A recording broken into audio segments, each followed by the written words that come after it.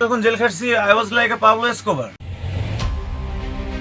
বিয়ের আশ্বাস দিয়ে অর্থ আত্মসাতের মামলায় সঙ্গীত শিল্পী মাইনুল আহসান নোবেলের জামিন বাতিল করে তাকে কারাগারে পাঠানোর নির্দেশ দিয়েছেন আদালত। আজ বৃহস্পতিবার 2 এপ্রিল দুপুরে শুনানি শেষে ঢাকার মেট্রোপলিটন ম্যাজিস্ট্রেট রাজু আহমেদের আদালত এই আদেশ দেন। বাদীপক্ষের আইনজীবী জানান, জামিনের শর্ত হিসেবে বাদীকে বিয়ে করার প্রতিশ্রুতি দেওয়া হয়েছিল, কিন্তু জামিনে মুক্তি পাওয়ার পর নোবেল সেই প্রতিশ্রুতি পালন করেননি এবং নেওয়া অর্থ ফেরত দেননি।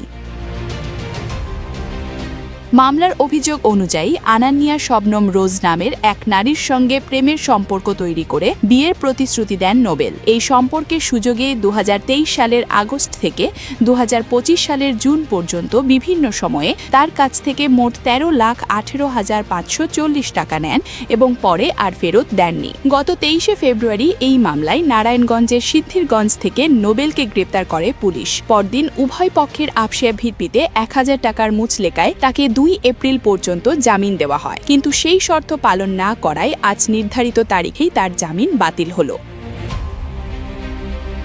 উল্লেখ্য, তার বিরুদ্ধে এর আগেও একাধিক মামলা রয়েছে। সর্বশেষ 2025 সালের মে মাসে ডেমরা থানায় দায়ের করা একটি মামলায় ধর্ষণ ও মারধরের অভিযোগে তাকে গ্রেপ্তার করা হয়েছিল। পরে ওই মামলার বাদীকে কারাগারে বিয়ে করার 5 দিন পর তিনি জামিন পান।